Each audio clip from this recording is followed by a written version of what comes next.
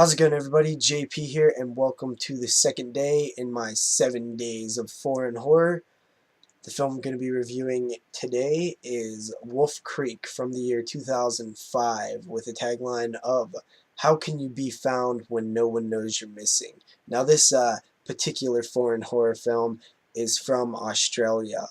Um, I'm not overly familiar with a lot of Australian stuff. I believe the only other one I seen was The Loved Ones, off the top of my head, which I also really enjoyed. But this seems to be the one, the popular one that you hear a lot of people talk about when it comes to Australian horror. Um, so Wolf Creek. This edition, by the way, is just the widescreen rated edition. The very first time I seen this film, I did see the unrated edition, but it's been so long I can barely remember the differences. But I'm sure there's pretty significant differences in terms of violence and gore. Um, but then again, I'm not too sure. So yeah, Wolf Creek. We follow three backpackers, hikers, as they are traveling through Australia, and they are, in the outback looking for a site where this meteor hit the Earth, years and years and thousands of years, or however many years ago. They eventually get there. It's a 4-hour hike to the, site where the meteor hit. On their way back, they find that their car is no longer working. It will not start up. So they decide to chill for a bit. In comes a truck that drives by and basically, offers to help them. We're introduced to a, you know, I guess it would be similar to like a hick type guy. I'm not sure what they call them in Australia, like a hillbilly type of dude, but like, an outback type guy in Australia.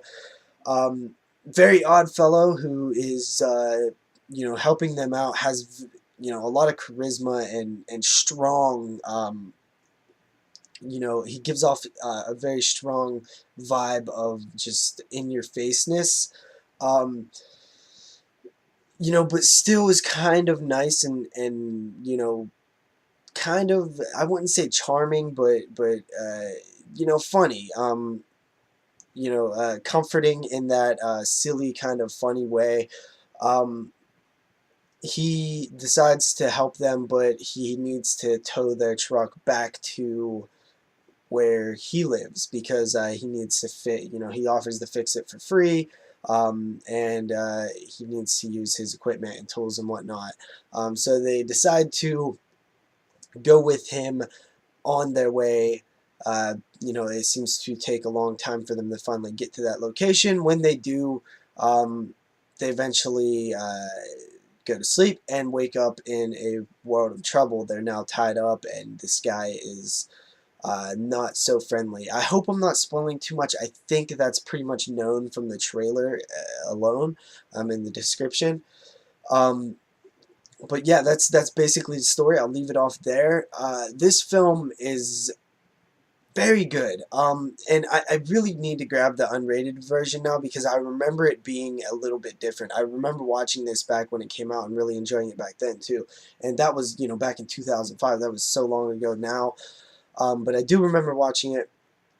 I remember I didn't realize how good it was back then. I really didn't have an eye for certain things now.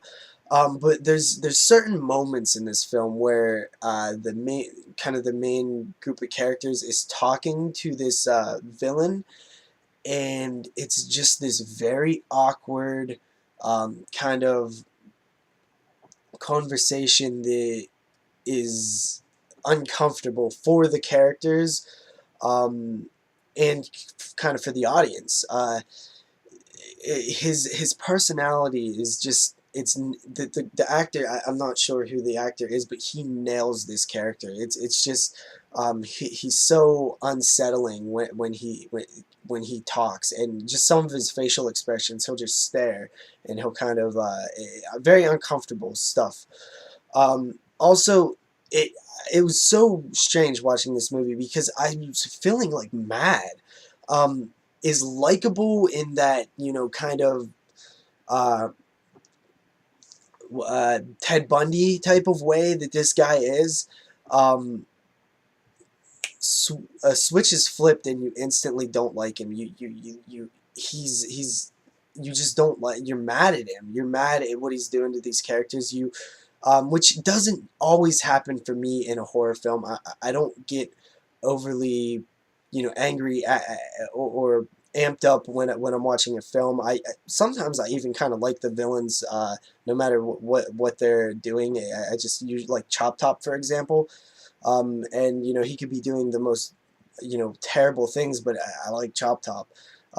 This guy, as likable as he is at first, you kind of end up not liking him. You're kind of on edge in this movie, and you just kind of feel, tense, and you just, kind of want these characters to survive. And I'll be honest, I did not like these characters at first, except for the dude, Ben, I believe. I didn't care for the girls at all, but as the film went on, I cared about them a little bit more, and I was kind of surprising myself because normally that's not the case when I'm watching a horror film. Um, Almost kind of like this torture style stuff, kind of like hostile-ish, not to that extent, but there's definitely some torture type things, mentally and uh, physically. This character, the one character, pretty much breaks from this situation. Um, it very reminiscent of like a Australian Texas Chainsaw Massacre, but it's still its own movie, and it is horror. It's one of those movies that is the definition of horror. This is a horror film. And I very much enjoyed this one a lot. I thought it was great. Talking about it, I think I just talked myself up a little bit more, reminding myself of all the good points of this movie. Um, Also, kind of unpredictable. I wasn't expecting a lot of things in this one. That for it to go a certain way. Even though I've seen it, it was a long time ago. So yeah, Wolf Creek, very solid. Definitely, definitely, definitely gonna pick up the unrated edition and see what I'm missing. Um, I think I pretty much talked about everything. I would give this film a strong 8.5 out of 10. Very, very well done. Check it out. It's very cool. So see you guys tomorrow with another film that is foreign horror. And peace out, guys.